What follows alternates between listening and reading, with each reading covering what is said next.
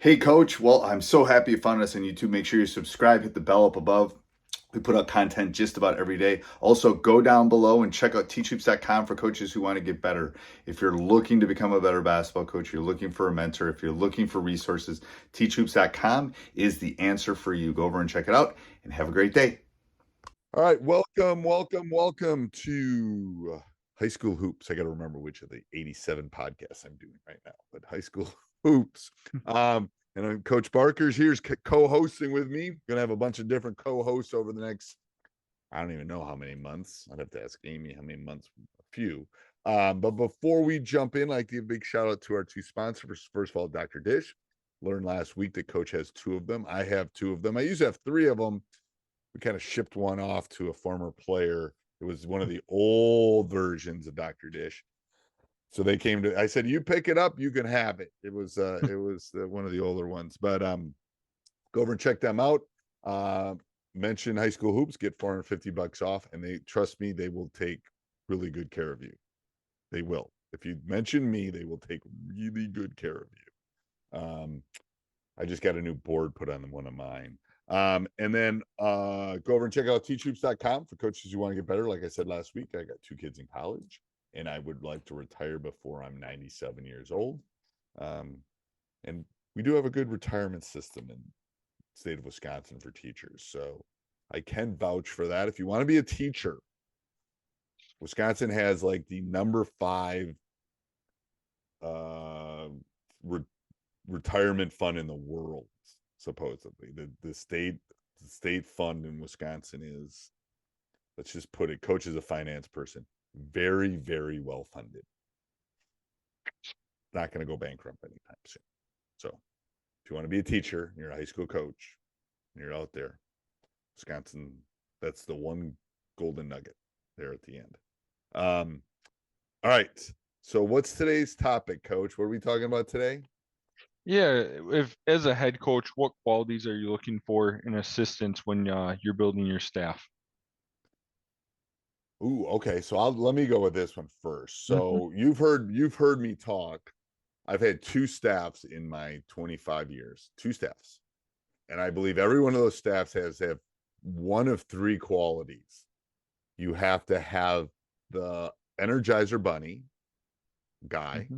which does all the crap I don't want to do. He does the buses, he makes sure the parents are communicating, he does all the stuff that literally, I take care of our schedule, but other than that, does all that stuff, does all the administrative stuff, does sports, does all that. You need one of those. Then you need a Yoda. I have one of those. So Yoda is someone that knows as much, if not more, than you, and is a basketball guru. You need that on staff. Sometimes, depending on how big a school, high school you have, sometimes these overlap. And then the third one is you need Nelly. You need the nasty Nelly that kind of questions you and is not a yes man. Okay, the other two can be Hmm. yes men, or yes women, but the third one can't. The third one goes, "Why are you doing that? Are you sure you should do that? Why are you doing that?" I think the problem is, and I noticed this with my first staff when we were kind of tweaking to the second staff, is too many yes men. And yes, we had won a lot, and yes, we had done things right, but I don't need that. I don't need to hear. And again, all of them can be non-yes people. Trust me. Hmm. If you've ever seen us at timeouts, they are literally, I want them to give me information and thoughts and ideas and stuff, because I'm going to make the decision at the end, but they can give me as many possibilities as they want, because that's fine. Um, I am fine with that. But that's kind of my utopian world that I'm looking for in a coaching staff. If I was a college coach, my fourth coach would be, you go out and get me the Hmm. 6'11" wing that has a wingspan of 7. I'd have the recruit, if I was a Division 3 coach, I'd have, Hmm. that'd be my recruiter guy, I think. I don't know. I've really never thought about it because I've always been a high school coach. But I think if I had another person on staff and I was a college coach, and obviously they all recruit, but that's kind of what I look for in assistants. And again, I'm going to tell you, for all the high school coaches that are listening, the most important people, other than the day you pick your team in a bigger school, which is very important because one bad apple can spoil the bushel. The most important thing is picking your staff. The only reason I'm still coaching is because of my staff. Otherwise, I'd be retired. I'd go fishing. I'd go up to my lake house and go fishing.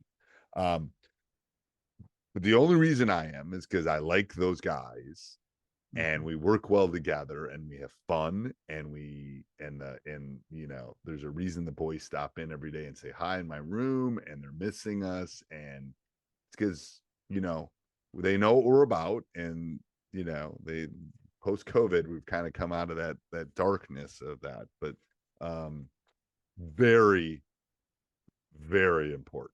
Your job, first of all, to keep your job, you better have good assistants because they better be in your foxhole with you too.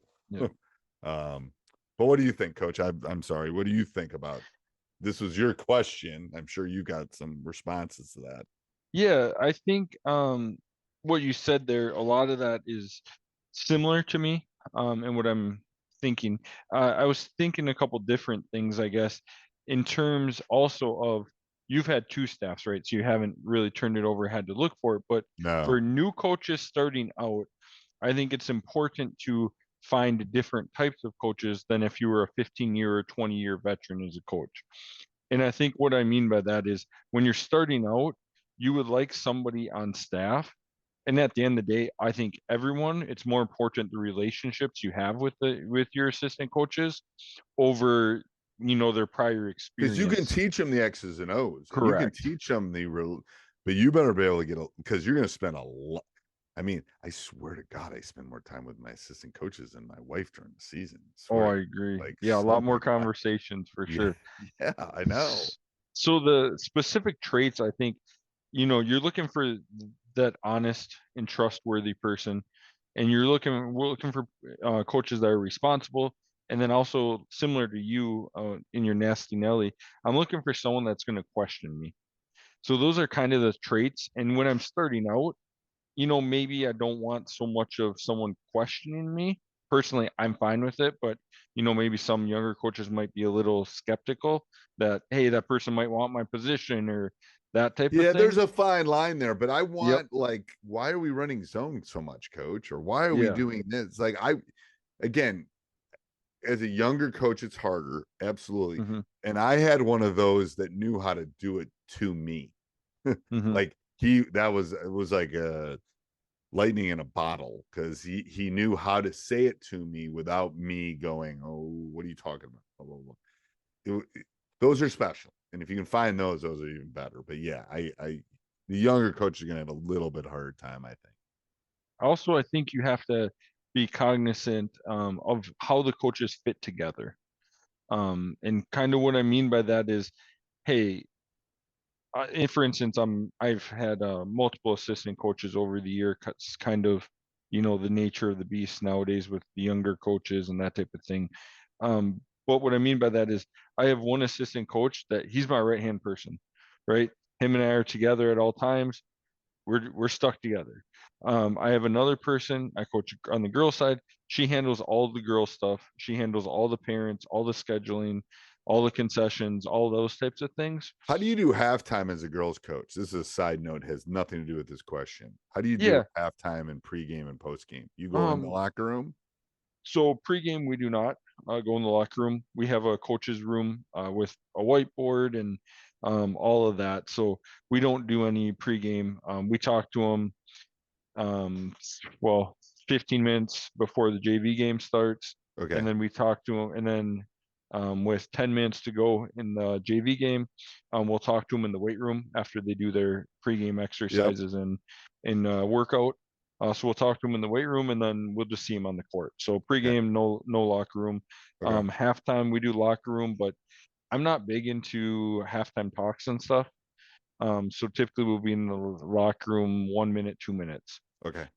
As coaches will, and this is what I'm saying with building coaches, they're all focused on certain areas. Yeah, that's why I'm saying having a female coach might be important. Oh, she does that. She goes right in there. Yep. Yeah. she handles all that. She's she's hopping in and out of the locker room, pregame, halftime, that type of thing.